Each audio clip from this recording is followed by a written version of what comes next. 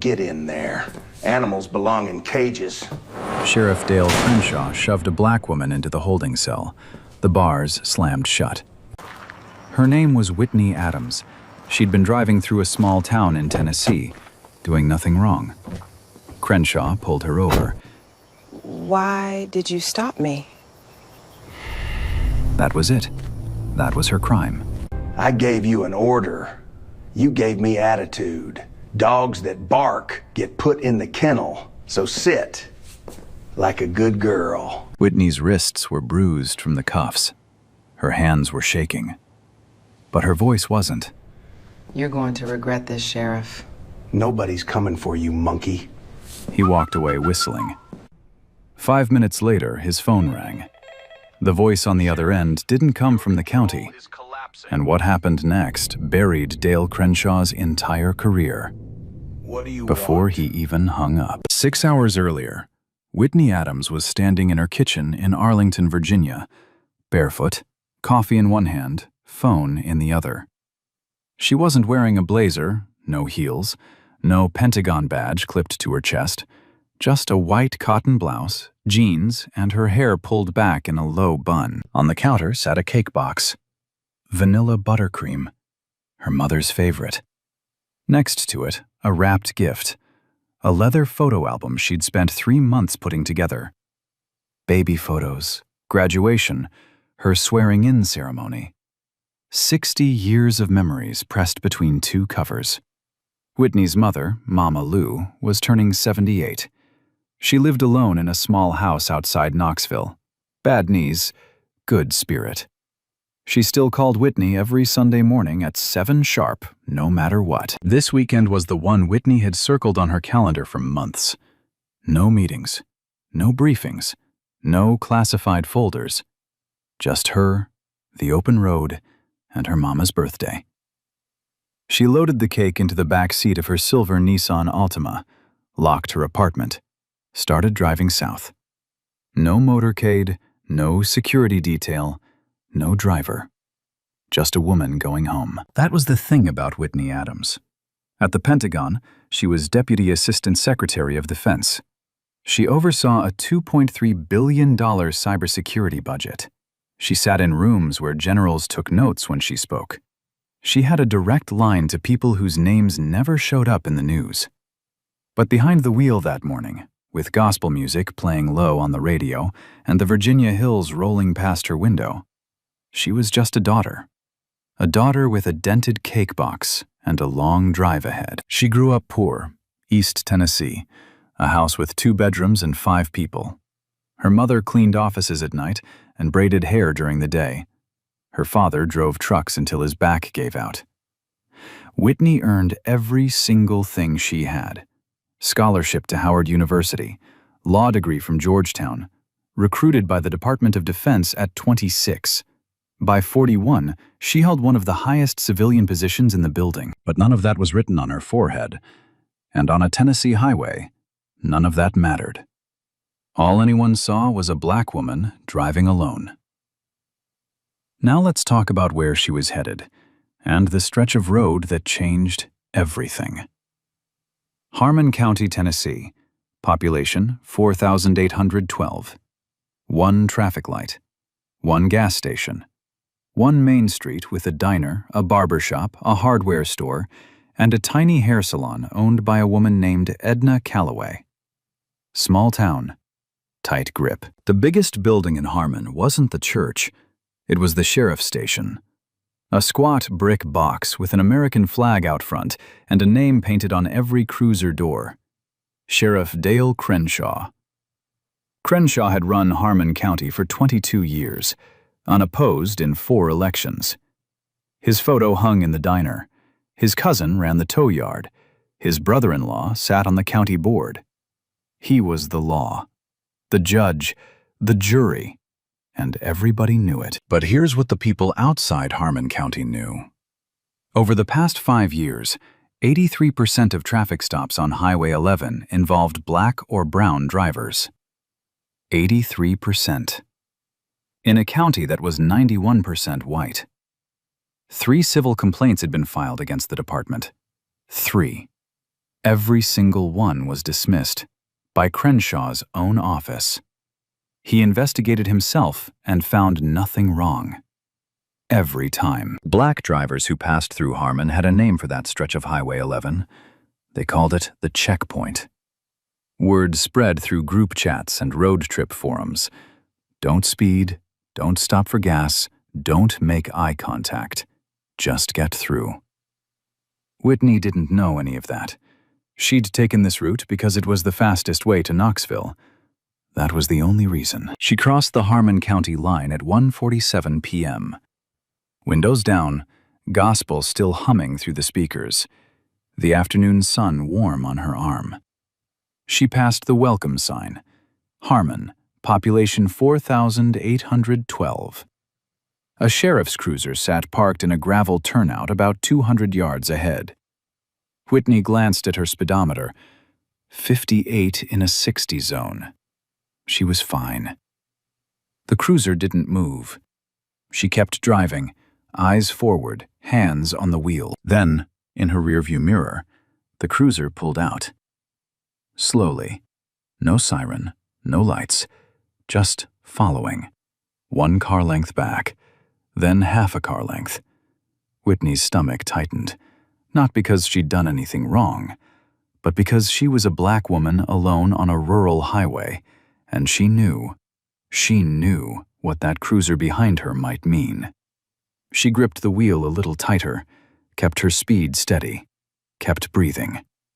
Then the lights came on, red and blue, flashing silently in her mirror. Whitney signaled, pulled to the shoulder, turned off the engine, placed both hands on the steering wheel. She did everything right, everything she'd been taught since she was 16 years old. And it wasn't going to matter. Crenshaw took his time.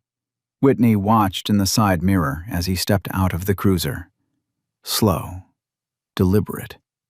He adjusted his belt, straightened his hat, slid on a pair of mirrored sunglasses, even though the sun was behind him. He wasn't in a hurry.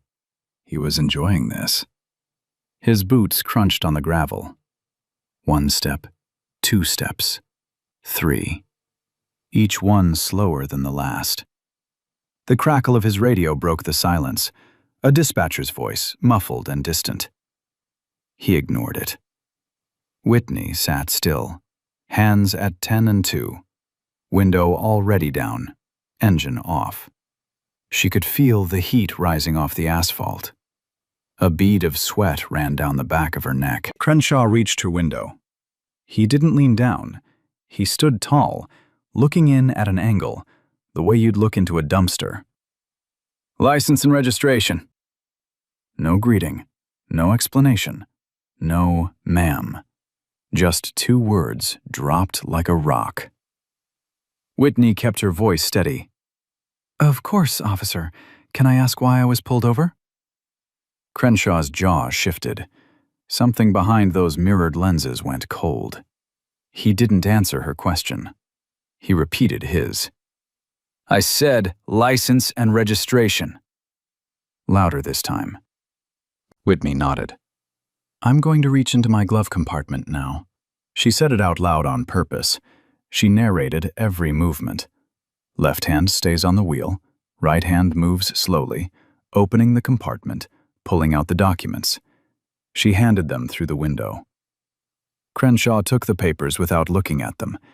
He glanced into the back seat instead. The cake box, the wrapped gift, a leather handbag on the passenger floor. Where are you headed? Knoxville. I'm visiting my mother for her birthday. Long way from wherever you came from. Whitney didn't take the bait. I drove down from Virginia this morning. Crenshaw looked at her license, looked at her, back at the license. Then he tucked it into his chest pocket.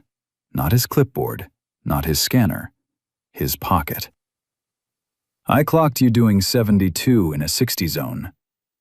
Whitney blinked. She'd been watching her speed the entire drive. She knew exactly how fast she was going. With all due respect, Sheriff, my speedometer read 58. Crenshaw tilted his head, took off his sunglasses. For the first time, Whitney could see his eyes. They were small, flat, amused. "Are you calling me a liar?" "No, sir. I'm telling you what my dashboard showed." "So you are calling me a liar." "I'm not. I'm simply—" "You know what your problem is?" Crenshaw put one hand on the roof of her car and leaned in. His face was close enough that she could smell tobacco and black coffee. "Attitude. You people always have an attitude." You people. Whitney felt the words land like a slap, but she didn't flinch. She'd heard them before. In boardrooms, in hallways, in meetings where she was the only black face at the table. She'd learned a long time ago that reacting was exactly what they wanted, so she sat still, hands on the wheel, eyes forward. "Sheriff, I've been polite. I've cooperated. I'd just like to understand what—" "Step out of the vehicle." The shift was instant. His voice went from annoyed to commanding, like flipping a switch. Whitney's pulse picked up. "Am I being detained?" "Step out. Now." "On what grounds?" "You want grounds?" Crenshaw pulled open her door. The hinges groaned. The afternoon sun hit her full in the face. "How about disorderly conduct? How about obstruction? How about you're in my county and I said get out?" Whitney stepped out. Slowly. She kept her hands where he could see them. She stood 5'6" next to a man who had 6 inches and 80 pounds on her. His shadow swallowed hers. A second cruiser pulled up behind them. Deputy Billy Stokes stepped out. Young, late 20s, buzz cut and a tight jaw. He stood off to the side with his hand resting on his belt. His body cam was running.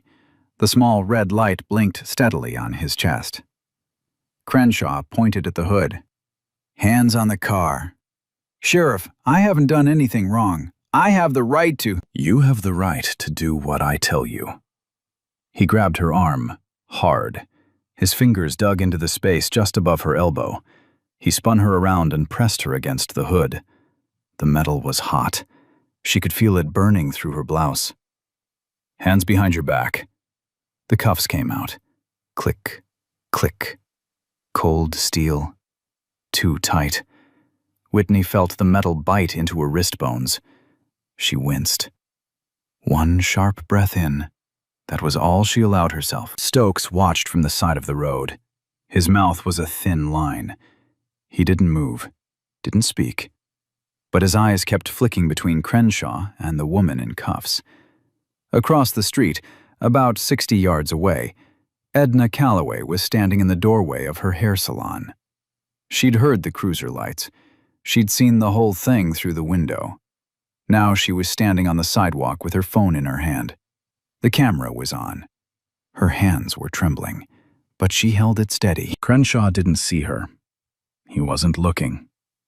He marched Whitney toward the cruiser. She walked with her back straight, chin level. She didn't stumble. She didn't cry. She didn't beg. A small crowd had formed. 2 old men sat on a bench outside the hardware store. One was holding a paper cup of coffee. He shook his head, once, barely, then looked at the ground. The other one didn't even look up. A woman in the diner pressed her face to the glass, then turned back to her plate. Nobody said a word. Crenshaw opened the back door of the cruiser. He put his hand on top of Whitney's head, the way you see in movies, the way they push you down, and guided her in. But guided is a polite word. He shoved. Her hip caught the doorframe. As he shut the door, he looked at the small crowd and said it loud enough for everyone on the block to hear. "Maybe next time you'll think twice before giving a man with a badge an attitude." He said it like a lesson, like a warning, like this was completely normal. Whitney sat in the back of the cruiser. The vinyl seat was cracked and sticky. The partition between her and the front seat smelled like disinfectant and sweat. She could hear the dispatch radio crackling. Somewhere, a fly buzzed against the window. She looked through the glass at her silver Altima on the shoulder, the driver's door still hanging open. Inside, on the floor of the back seat, the cake box had slid off and hit the carpet. The corner was crushed. Crenshaw pulled the cruiser onto the road. Stokes followed in the second car. No siren, no rush. Just a slow, casual drive. 6 blocks. To the Harmon County Sheriff's Station. Whitney didn't say a word the entire ride. She sat with her cuffed hands pressed against the small of her back and stared straight ahead. She wasn't broken. She was calculating. And Dale Crenshaw had no idea what he'd just set in motion. The Harmon County Sheriff's Station smelled like burnt coffee and old carpet. Whitney was walked through the front door, down a short hallway lit by buzzing fluorescent tubes, and into a processing room. The paint on the walls was the color of old teeth. A water stain on the ceiling tiles spread out like a bruise. Crenshaw uncuffed her, but only for processing. "Stand there, face forward." The mugshot camera clicked. Flash. White light. Then again from the side. Next came fingerprints. A clerk, a thin woman with reading glasses and no expression, pressed Whitney's fingers into the ink pad one by one, rolled each one across the card. Didn't make eye contact. Didn't say a word. Whitney's hands were steady, but inside something was burning. Not fear. Something sharper. The kind of anger that doesn't scream. It waits. Crenshaw watched the whole thing from the doorway, arms crossed, leaning against the frame like he was supervising a routine oil change. "Booker," he told Stokes. "Disorderly conduct, obstruction, resisting arrest." Whitney turned her head. "Resisting? I didn't resist anything." Crenshaw smiled. "You opened your mouth. That's enough." Stokes typed the charges into the system. His jaw was tight. His fingers hesitated on the keyboard, just for a second, before he kept going. Whitney was led to the holding cell at the end of the hall. A concrete box. 8 feet by 8 feet. A metal bench bolted to the wall. A steel toilet in the corner with no seat and no door. A single fluorescent tube overhead that flickered every few seconds like a dying heartbeat. The bars closed behind her. The lock clicked. Crenshaw dropped her personal effects into a clear plastic bin at the front desk. Her phone, her wallet, her car keys, a pack of gum, a leather notebook, and her Pentagon ID badge. It was inside a plain black leather case.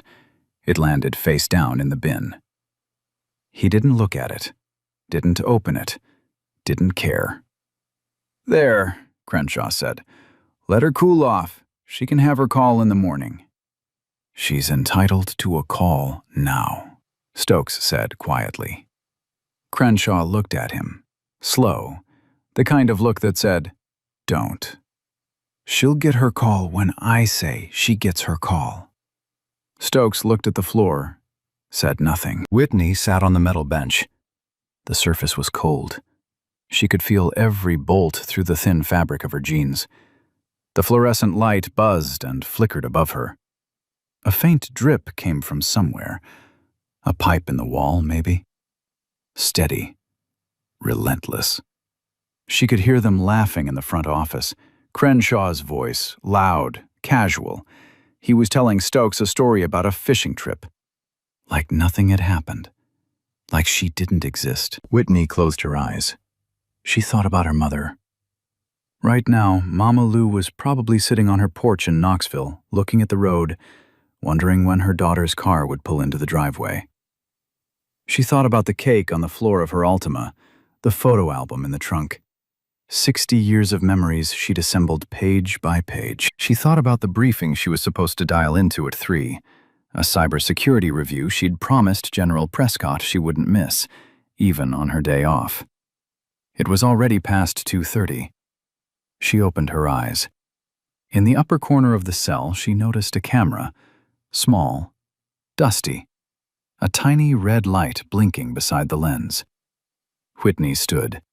She walked to the center of the cell, looked directly into the camera, and spoke clearly. "My name is Whitney Adams. I am the Deputy Assistant Secretary of Defense of the United States. I have been arrested without probable cause by Sheriff Dale Crenshaw of Harmon County.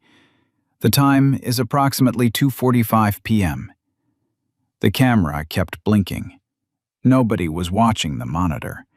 Meanwhile, Crenshaw had moved on to something else. Something he had no legal right to do. He walked outside, crossed the small parking lot to where Whitney's silver Altima had been towed. Stokes had driven it back from the highway's shoulder. Crenshaw tried the trunk. Locked. He went around to the driver's side, found the trunk release, and popped it open. No warrant, no consent, no probable cause beyond 3 charges he'd made up himself.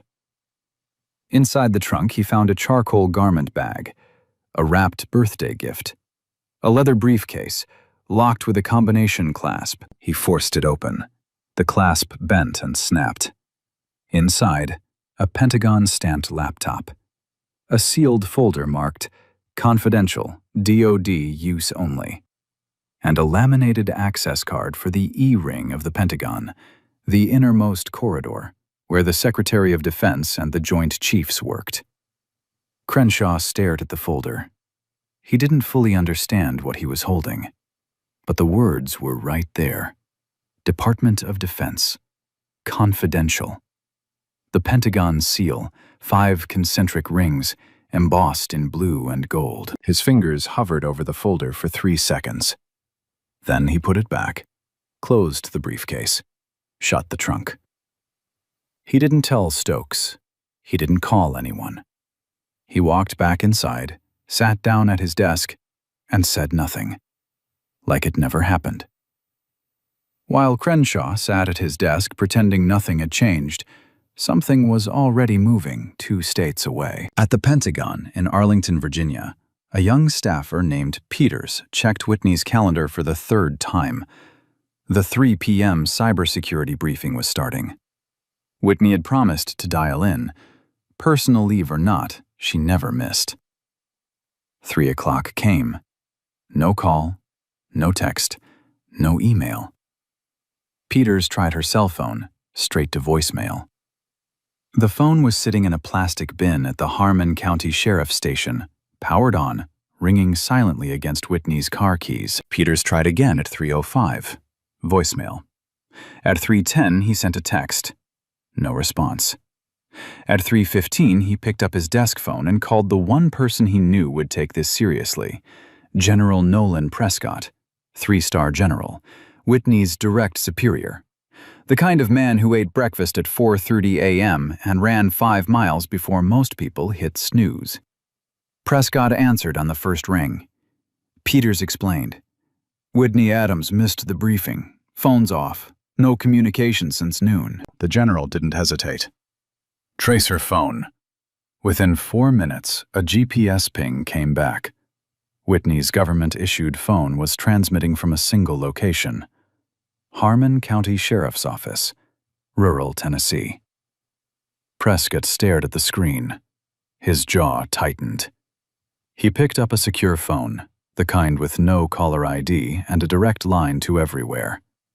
He dialed, and 600 miles south, on a dusty desk inside a brick building with an American flag out front, Sheriff Dale Crenshaw's phone began to ring. The phone rang 3 times before Stokes picked up.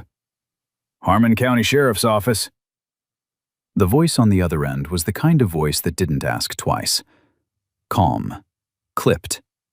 Every word placed like a bullet in a chamber. This is General Nolan Prescott, United States Army, 3-star. I'm calling from the Pentagon. Put whoever's in charge on this phone. Now. Stokes froze. His hand tightened around the receiver. He looked at the phone like it had just turned into a snake. Yes, sir. One moment. He put the call on hold, walked to Crenshaw's office. The sheriff was leaned back in his chair, boots on the desk, flipping through a hunting magazine. Sheriff? What? There's a call for you. Stokes swallowed. It's the Pentagon. Crenshaw looked up, one eyebrow raised. Then he laughed, a short, dry bark. The what? The Pentagon, sir. A general. He says his name is Prescott. Crenshaw stared at Stokes for a beat. 2 beats.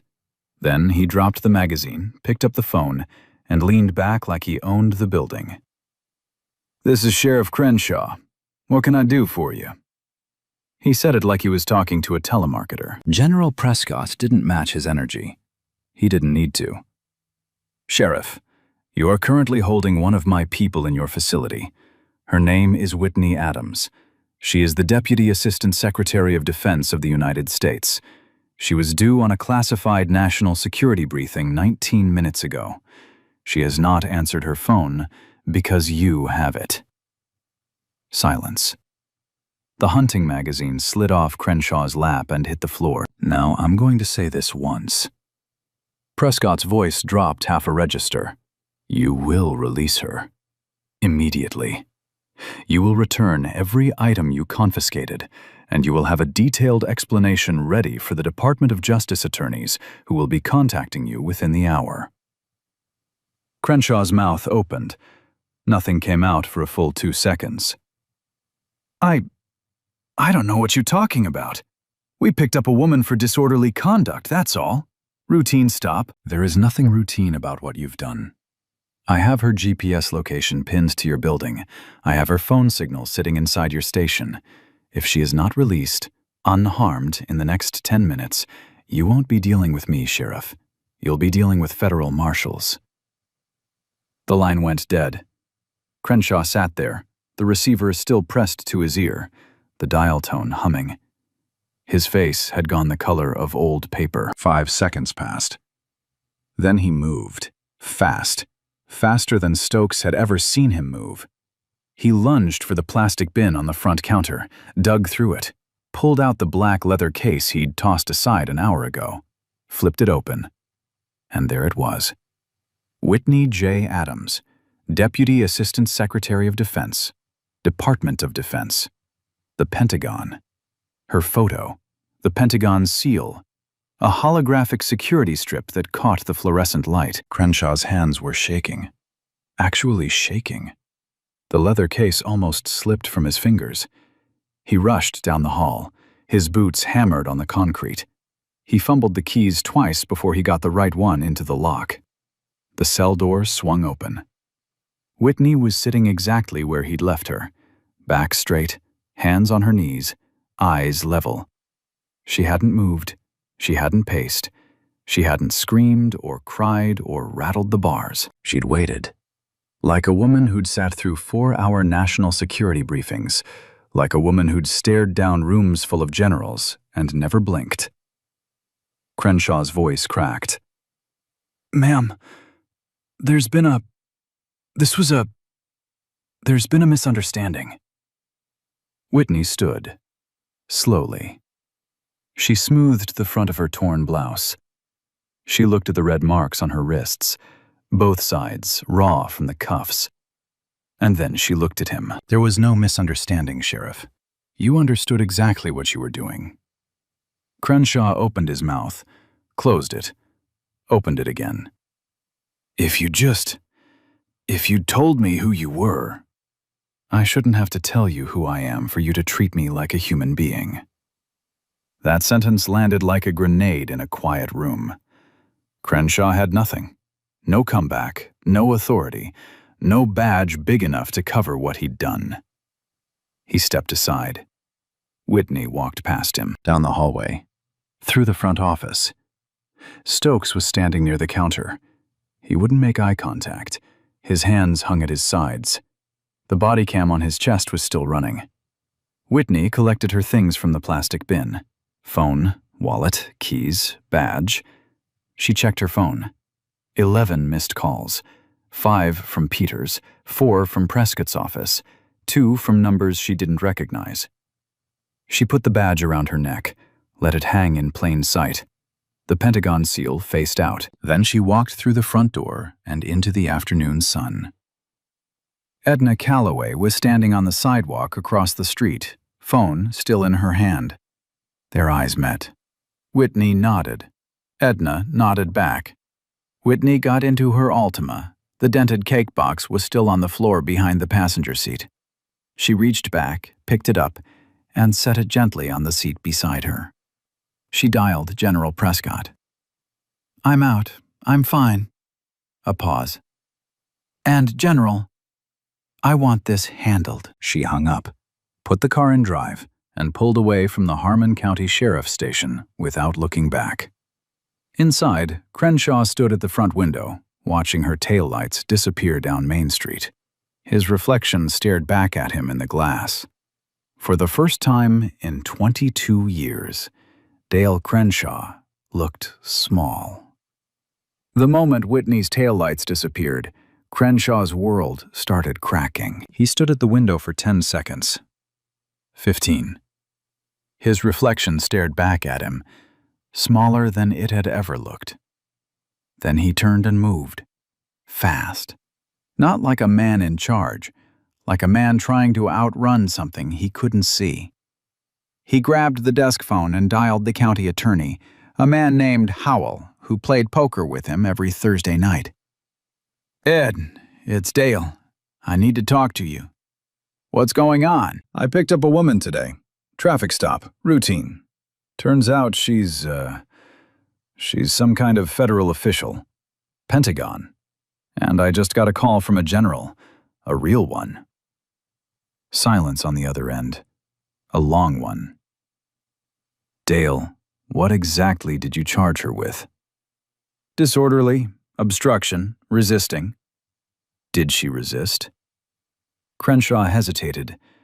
That hesitation said everything. "Dale, stop talking. Right now. Don't call anyone else. Don't talk to the press. Don't talk to your deputies. Call a lawyer. A real one, not me." The line clicked off. Crenshaw set the phone down. His hand left a smear of sweat on the receiver. He turned to Stokes. The deputy was standing by the filing cabinet, arms crossed, watching. "Billy, pull the body cam footage from today." Stokes didn't move. "Why?" "Just pull it. I want to review it." Review it. They both knew what that meant. Crenshaw didn't want to review anything. He wanted it gone, erased, like the stop never happened. Stokes looked at him. For a long moment, neither of them spoke. The fluorescent light above them buzzed and flickered. The clock on the wall ticked. Then Stokes shook his head. "No." One word, quiet. But it hit the room like a gunshot. Crenshaw's eyes narrowed. "Excuse me?" "That footage is evidence, Sheriff. I'm not touching it. You work for me, Billy. I work for the county, and I'm not going to prison for you." Crenshaw took a step forward. His face was red. A vein in his neck pulsed. For a second, it looked like he might grab Stokes by the collar, but he didn't. Because somewhere deep in the back of his brain, past the arrogance, past the ego, past 22 years of doing whatever he wanted, a small voice was telling him that the ground beneath his feet had already shifted. And every move he made from this point forward was being watched. He turned away, sat down at his desk, said nothing. 2 hours later, they arrived. 2 black SUVs pulled into the gravel lot of the Harmon County Sheriff's Station at 5:42 p.m. No sirens, no lights, just the quiet crunch of tires on stone. 4 agents stepped out. Dark suits, FBI field office, Knoxville. 2 men, 2 women. Badges out, faces blank. They walked through the front door like they owned the building. The lead agent, a tall woman with short gray hair and no expression, placed a federal evidence preservation order on the front counter. "Sheriff Crenshaw, I'm Special Agent Dillard, FBI. We're here to secure all evidence related to the arrest of Whitney Adams. Dashcam footage, body cam footage, station surveillance, booking records, vehicle search logs, everything." Crenshaw tried to shake her hand. She didn't take it. Look, this was a misunderstanding. A routine traffic stop that got... "We're not here to discuss the stop, Sheriff. We're here to collect evidence. You can cooperate, or we can come back with a warrant in 40 minutes. Your choice. He cooperated. The agents moved through the station like surgeons, methodical, silent. They pulled the body cam files from Stokes's unit, untouched, unedited, every second intact. They downloaded the dash cam footage from Crenshaw's cruiser. They copied the surveillance feed from the holding cell camera, the one that caught Whitney standing in the center of her cell, looking directly into the lens, stating her name and title. They photographed the plastic bin with her personal effects. They photographed the booking sheet. They photographed the holding cell. Then they turned to Crenshaw. "Your badge and firearm, Sheriff." His mouth opened. "You can't. You are being placed on immediate administrative suspension pending a federal investigation. Your badge and your firearm. Now." Crenshaw's hand moved to his hip, hovered over his holster. For 3 seconds, the room was silent. Then he unclipped the badge from his belt, set it on the counter, pulled his service weapon from the holster, laid it beside the badge. The metal clinked on the countertop. 2 small sounds, but they echoed through that station like the end of something.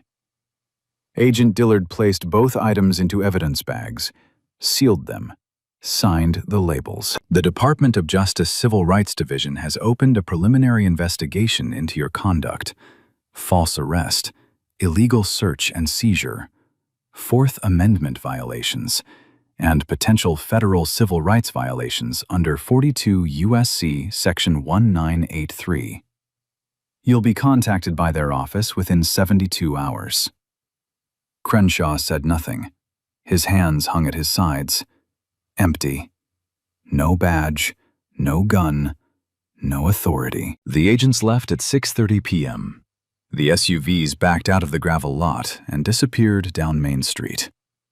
Crenshaw stood in the middle of his own station, the station that had his name on the door, his photo on the wall, his rules in every room. He stood there for a long time, alone. Then his phone buzzed, a text from an unknown number, a local reporter. "Sheriff Crenshaw, we've received reports of a federal investigation into a traffic stop today. Do you have a comment?" He shouldn't have replied. His attorney hadn't even been hired yet, but Crenshaw, the same man who couldn't stop himself from calling Whitney girl, who couldn't stop himself from saying your kind, couldn't stop himself now either. He typed back, "This is political. They're coming after me because she's got powerful friends." That quote hit the internet by 9 p.m. By midnight, it was national news, and Dale Crenshaw had just handed the world the shovel to bury him with. Sunday evening. Edna Calloway sat in her living room, a small house 3 blocks from her salon. Floral couch, TV on mute, a cup of tea going cold on the table. Her phone was in her hand. She'd been staring at the video for 2 hours, watching it, rewinding it, watching it again. The footage was shaky. Her hands had been trembling the whole time, but the audio was clear. Every word. Crenshaw's voice, the cuffs clicking, Whitney's shoulder hitting the cruiser door frame, and the line that cut through everything. "Maybe next time you'll think twice before giving a man with a badge an attitude." Edna's thumb hovered over the share button. She was 63 years old. She'd lived in Harmon her whole life. She knew what happened to people who made trouble in Crenshaw's town. A health inspection that suddenly finds violations, a parking ticket every week, a cousin who loses a county contract. She knew the cost. She pressed share. By Monday morning, the video had 200,000 views. By Monday night, 2 million. The comments section was a wildfire. Share after share after share. Quote tweets, reaction videos, screenshots of Crenshaw's face frozen mid-smirk. The hashtag wrote itself. Hashtag Justice for Whitney. It trended nationally by Tuesday. CNN picked it up first, then MSNBC, then every local affiliate in Tennessee. The chyron ran across every screen in every airport lounge and waiting room in America. Pentagon official arrested by small-town sheriff for attitude. Reporters descended on Harmon County like a storm front. Satellite trucks lined Main Street. Camera crews stood outside the sheriff's station, outside the diner, outside Edna's salon. Whitney made no public statement, not one word. No press conference, no interview, no tweet. She let the evidence speak. And while the cameras swarmed Harmon, a journalist named Tricia Holloway was already 3 steps ahead of everyone else. Holloway worked for a regional investigative outlet based in Nashville. She was 34, sharp, patient. The kind of reporter who didn't chase headlines. She dug foundations out from under them. She'd been quietly tracking Harmon County policing data for over a year. Traffic stop records, citation numbers, complaint files, settlement payments buried in county budgets. Whitney's arrest was the match. But the gasoline had been pooling for a long time. Holloway published her report on Wednesday. The numbers were devastating. 83% of traffic stops on Highway 11 over the past 5 years involved black or brown drivers, in a county that was 91% white. That wasn't random. That wasn't coincidence. That was a system. 14 excessive force complaints filed in the past decade, every single one dismissed internally. Crenshaw's office investigating Crenshaw's deputies, finding nothing. Every time. 3 civil lawsuits settled quietly by the county for a combined $340,000. All 3 plaintiffs were black motorists. All 3 signed non-disclosure agreements. The settlements were buried in the county's general expenses, labeled as legal fees. But the part that hit hardest came from the people inside. Former deputies, 2 of them. They spoke to Holloway anonymously. One said Crenshaw referred to Highway 11 as his hunting ground, said it openly, in the break room, over coffee, like it was a joke. The second deputy said Crenshaw kept a notebook in his desk drawer, an informal scoreboard, tallies of citations issued to out-of-town drivers, broken down by race. He said Crenshaw would flip it open at the end of the month and grin. Holloway published the scans, blurred to protect sources, but the handwriting was unmistakable. The Department of Justice expanded its investigation. What had started as a single false arrest case became a full pattern or practice probe of the entire Harmon County Sheriff's Department. 4 months later, a federal grand jury returned an indictment. Dale Crenshaw, former sheriff of Harmon County, charged with deprivation of rights under color of law, 18 U.S.C. Section 242, false arrest, illegal search and seizure, and evidence tampering, for his attempt to have Deputy Stokes delete the body cam footage. The trial took place in federal court in Knoxville. Judge Arthur Colton presiding, 70 years old, wire-rimmed glasses, a voice like gravel and ice. He'd presided over civil rights cases for 30 years. He didn't tolerate theatrics. The prosecution's case was built on footage, Stokes's body cam, unedited, uncut. Every second preserved, because one young deputy said no when he was told to erase it. The jury watched Crenshaw grab Whitney's arm, watched him shove her against the hot hood, watched him cuff her while she said, "I haven't done anything wrong."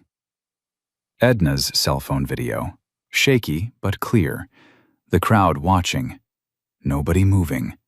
Crenshaw's voice carrying across the street, the station's holding cell camera. Whitney standing in the center of the frame, calm, steady. "My name is Whitney Adams. I am the Deputy Assistant Secretary of Defense." GPS data from Whitney's phone. Speed records showing she was doing 58 in a 60 zone at the time of the stop. And Crenshaw's own dashboard computer, which showed no speed reading was ever logged. He never clocked her. The 72 he claimed? Invented. Completely fabricated. The testimony of former deputies. The notebook. The hunting ground. Crenshaw took the stand. His lawyer put him up there to humanize him, to let the jury see a man, not a monster. It backfired. Under cross-examination, Crenshaw contradicted his own body cam footage 3 separate times. He said Whitney was aggressive. The prosecutor pressed play. The jury watched Whitney say, "Yes, sir," and "May I ask why I was pulled over?" While Crenshaw towered over her with his hand on her arm. He said she lunged. The footage showed her stepping out of the car with both hands raised. He said she refused to comply. The footage showed her placing her hands on the hood when ordered, without a single word of protest. The defense argued Crenshaw was following department procedure. The prosecutor pulled up the Harmon County Sheriff's Department's own policy manual. Page by page, highlighted 6 separate protocols Crenshaw violated. 6. By his own department's rules. The jury deliberated for 3 hours. Guilty. All counts. Judge Colton's sentencing remarks were quiet, measured, but they cut like a scalpel. He said a badge is a responsibility, not a weapon. He said authority is a trust, not a birthright. He said the court would not tolerate any officer who uses their position to strip citizens of their dignity based on the color of their skin. 6 years. Federal prison. No parole. Permanent ban from law enforcement. Lifetime. In any state, any jurisdiction. Mandatory restitution. Deputy Billy Stokes, the man who refused to delete the footage, was cleared of all wrongdoing. He cooperated fully with the investigation. He resigned from the department voluntarily 2 weeks after the verdict. He told Holloway in a brief interview, "I should have spoken up sooner. On the road, when it was happening. That's what I have to live with." Harmon County entered a federal consent decree. Mandatory reforms, independent oversight, bias training for every officer, a civilian review board with real authority, and a complete overhaul of traffic stop procedures on Highway 11. The cruiser doors were repainted. Crenshaw's name was gone. 6 years. Federal conviction. Consent decree on an entire department. Career over. Legacy gone. And all of that, every single bit of it, because one man couldn't handle a black woman asking a polite question on a Saturday afternoon. That's it. That's the whole thing. He had every chance to stop, to step back, to act like a professional. He chose this, and the system, for once, chose accountability. Whitney Adams returned to the Pentagon on a Monday morning. She walked through the E-ring corridor at 7:15 a.m., badge on her lanyard, coffee in hand. Same hallway she'd walked 1,000 times before. Same security checkpoint. Same nod from the guard at the door. Nobody treated her differently. Nobody whispered. Nobody stared. Because at the Pentagon, Whitney Adams wasn't a victim. She wasn't a headline. She was the woman who ran a $2.3 billion cybersecurity operation, and there was a briefing in 12 minutes. She didn't miss it. She never talked about what happened. Not in the hallways, not in meetings, not over lunch in the courtyard. If someone brought it up, she'd change the subject. There was too much work to do. But she did make one trip. The Saturday after her release, Whitney drove back to Knoxville. Same route, same highway, same silver Altima. She arrived at Mama Lou's house a little before noon. 1 day late. The cake was dented, the buttercream smashed on one side, the box wrinkled at the corner. She carried it up the porch steps with both hands like it was made of glass. Mama Lou opened the door, looked at her daughter, looked at the beat-up cake. Didn't ask a single question. She just said, "Baby, get in here. I'll put the coffee on." They sat at the kitchen table for 3 hours. Whitney opened the photo album, 60 years of pictures, page by page. Mama Lou cried twice, laughed 5 times, said it was the best birthday she ever had. The cake tasted fine. 6 months after the trial, Whitney was promoted. Assistant Secretary of Defense for Homeland Defense, the highest civilian cybersecurity position in the building. She now oversaw the largest digital defense apparatus in the Western Hemisphere. She gave one interview about the incident. One. A 9-minute segment on a Sunday morning news show. She sat across from the host in a navy blazer, hands folded, voice even. She said, "I didn't survive that day because of my title. I survived it because I kept my composure. But no one should have to survive a traffic stop." That quote was shared 4 million times in 48 hours. 3 months later, Whitney launched the Adams Initiative for Accountability in Policing, a legal defense fund for people arrested during pretextual traffic stops. The fund provided attorneys, covered bail, and connected victims with civil rights organizations. In its first year, the fund took on 91 cases across 14 states. Dale Crenshaw reported to federal prison on a Tuesday morning. No cameras, no crowd, no supporters on the courthouse steps. He walked in wearing khakis and a white dress shirt. No badge on his chest, no gun on his hip, no mirrored sunglasses. Just a man in a pair of shoes that squeaked on the federal facility floor. Back in Harmon, things changed slowly, the way small towns change. Not overnight, not with a bang, but brick by brick. Crenshaw's name was scraped off the cruiser doors. His photo came down from the diner wall. The nail hole stayed for a while, a small dark circle where his frame used to hang. Edna Calloway's salon stayed open. Same spot, same hours, same chair by the window where she'd been standing the day she pressed record. She framed a screenshot of the video, hung it near the front register. Underneath, she taped a small handwritten note on yellow paper. "I saw something, so I said something." Customers read it every day. Most of them nodded. Some of them stopped and stared at it for a long time. Now, here's what I need you to understand. Whitney Adams is exceptional. Her title, her career, her connections. She had a 3-star general on speed dial and the entire Department of Defense behind her. When she got locked in that cell, the most powerful building in America picked up the phone. But most people don't have that phone call. Most people who sit in that holding cell don't have a general calling on their behalf. Most people who get pulled over on Highway 11, or highways just like it, in counties just like Harmon, in towns just like this, don't have a Pentagon badge in their pocket.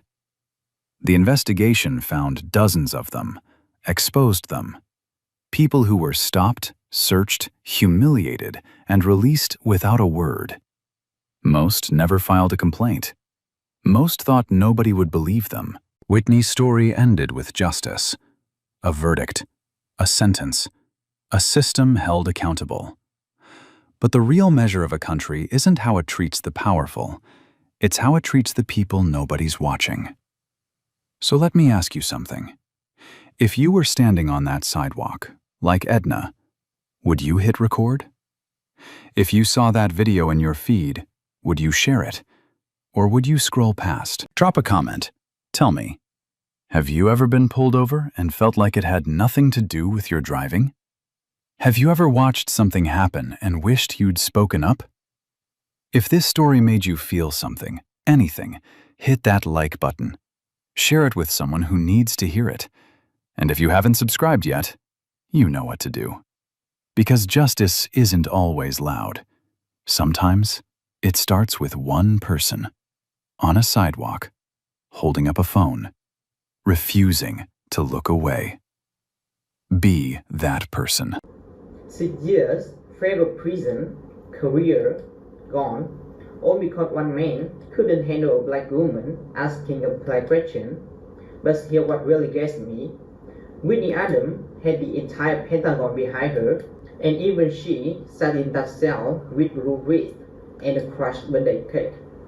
The investigation found dozens of people just like her on that same highway, stopped, shot, humiliated, except they didn't have a three-star general picking up the phone. Whitney title didn't save her that day. What saved her was a 63-year-old woman with shaking hands who hit record, a 20-something deputy who said no when he was told to erase the truth, and her own composure when everything in that moment was designed to break it. One person sees, one person refuses, one person stands still. That's how the whole thing falls apart. So here's what I want you to sit with tonight. It's the most powerful building in America. Almost didn't know she was in that cell. What happened to the people nobody looking for? And if you were standing on that sidewalk, would you be ignorant? Tell me in the comments. If this story hit you, like and share it with someone who needs to hear it. Subscribe if you haven't, because that this isn't always loud. Sometimes it's one person on the sidewalk refusing to look away. Be that person.